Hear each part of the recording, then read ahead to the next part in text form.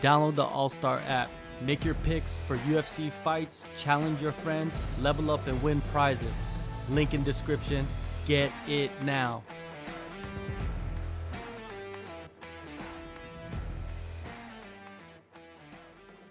There we go. Let's see what Belal's been up to recently. So Belal, Sean Strickland and Belal, Chris Curtis detailed recent altercation. So Strickland blasted Muhammad for his comments at UFC 287. Look what he says. I guess Belal was saying I can fight at 185. He wants to move up and fight Hamzat or Sean Strickland if he can't get what he wants at 170. And then Sean Strickland comes back and says, I hate ask his boy to post what happened at the PI. You got the video. Muhammad, you run your mouth. I'm in the cage. If you want to man up and handle this, I'm here. Him quiet looking around for help as he walked away. Had your chance and you were a pussy about it. Now Sean Strickland, J-Spec. Look, yes, sir. What do you think of him? What do you just think of him and his antics and him posting videos of like sparring sessions and things like that, and even just like revealing stories that could be true or could not be true? I'll take that in pieces. So, training footage, that stuff, I'm pretty sure that's like a big no. Like you don't leak footage, but I know it happens all the time. But that purposely putting out training footage or leaking about training with people, I think that's distasteful. On the other hand, Strickland, when it comes to word games, storytelling, whether it's built on you see so many movies based on a true story, well, then that means like this much of the story is true and all the rest of it is fabricated, right? Like, so Strickland is a perfect example, maybe not perfect, but yeah, let's go with perfect example on how mic skills are relevant in today's world of being an athlete and a mixed martial artist, right? There's many different ways of going about it, and he's chosen what I interpret as incredible stand-up. He's a comedian. The dude is sarcastic, he says catchy things, and he acts hard, all in a beautiful blend of comedy and borderline psycho. I'm hard, I'll fight you anywhere. Like it's a very nice dance that he does with his persona.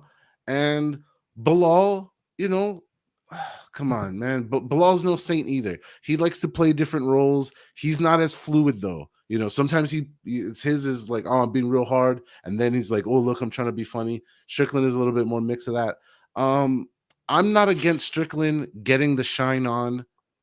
However, he does it. He gets people going. He creates reactions. He's not annoying. He has his own formula that he does, and I like it. I'm all for it. Sicko, man. What do you think of?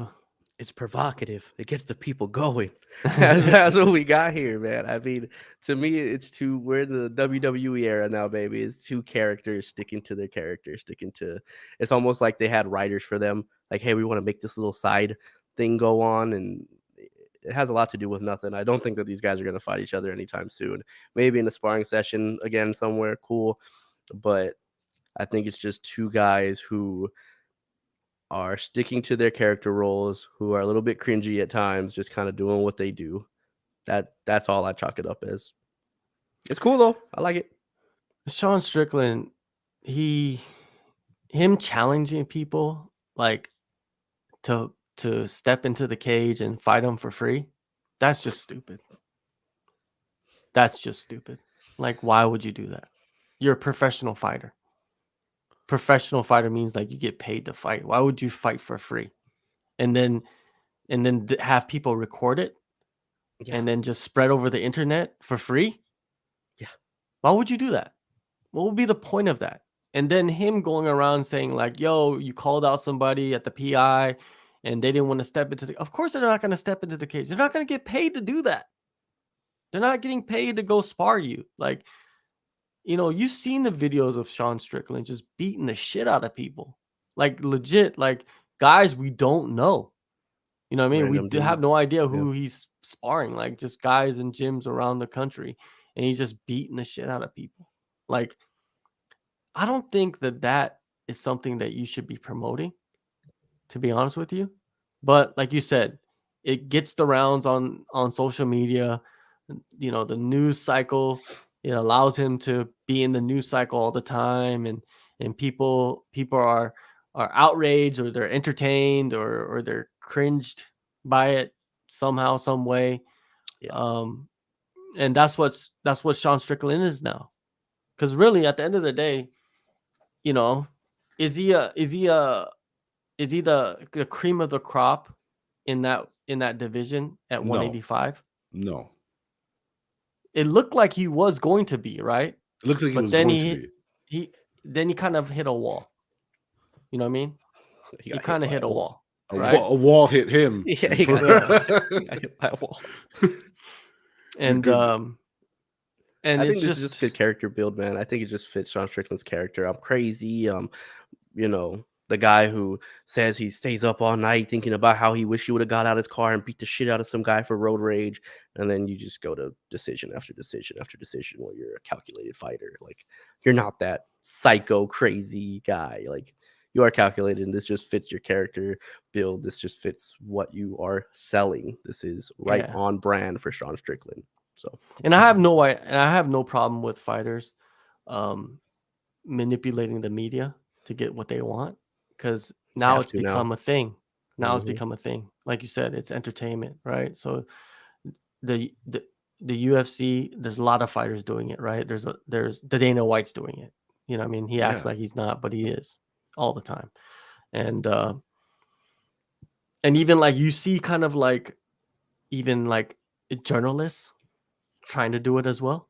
Like they're the media, but they're manipulating the media at the same time. It's weird, man. It's just very weird. Not journalists trying to fight each other now. Yeah, whatever. if you are a journalist or not, I don't know. But yeah, just Sean Strickland though, trying to fight people. Let's just keep it at that. Trying to fight people outside of like sanctioned fights is just stupid. And someone in the comments is saying that him trying to call out guys that are smaller in divisions lower than him, that's a weird move. Yeah, it's a weird move. It's something that you become a bully, and I think he's become like the new Mayhem Miller, Jason Mayhem Miller. Like he's become like the new transformed 2020s version of Jason Mayhem Miller. Yeah, seriously, like he gives me those vibes, dude. Like he gives me those vibes, and this is fighting as well. You get away with a lot. Please.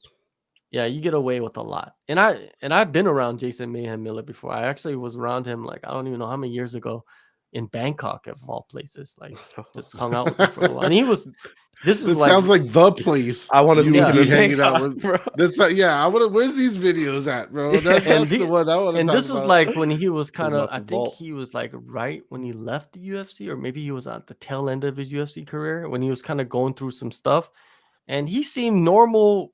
Like he wasn't like crazy or anything like that. He just seemed very normal to me. You know what I mean? Like from my limited time around him.